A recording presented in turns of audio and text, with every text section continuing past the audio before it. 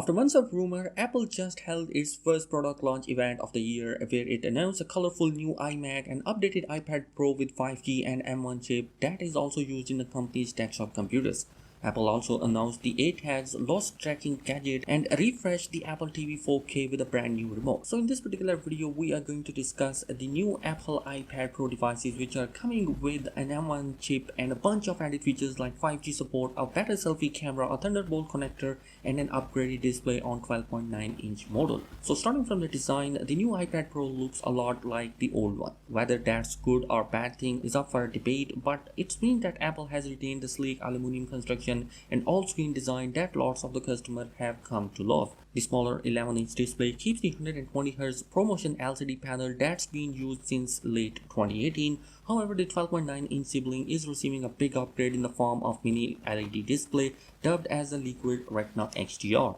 So basically, this new mini LED will improve the iPad's deeper blacks, and as well as it will have a higher contrast ratio and increased brightness. The Silicon Valley based company says that it will support extreme dynamic range, bringing a visual experience more true to life details. One upgrade coming to both iPad Pro tablet is the Apple M1 chip. It's the company's most advanced chipset thus far and can also be found inside the latest iMac and MacBook Pro models. Compared to previous iPad Pro, which was only launched, the new 8-core CPU design delivers a 50% faster performance, and the 8-core GPU will also bring a 40% performance jump over the A12C Bionic. All of that has been coupled with an optional 5G connectivity as well, and the 5G version of the 11 and 12.9-inch iPad Pro support a 6 GHz network as standard, and in the US, customer can also gain access to faster mmWave 5G network for faster speed possible. So sitting alongside that impressive internal setup is 128 gigs of storage as standard. The usual 256 gigs and 512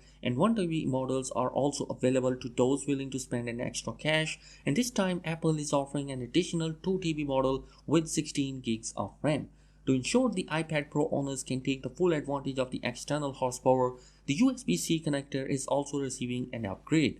Apple is adopting the Thunderbolt standard, so synchronizing data to the new iPad Pro will be even faster. Additionally, it enables support for even faster resolution external display, including the Pro Display XDR at full 6K resolution and a ton of extra peripherals that previously wouldn't be worked. Importantly, Thunderbolt does not require a new charger. I am pretty much excited about these new things, but Apple did not stop here. If all that wasn't enough, Apple has announced an improvement in the camera department too. These aren't instantly visible because of the overall design remain unchanged, but they are definitely there.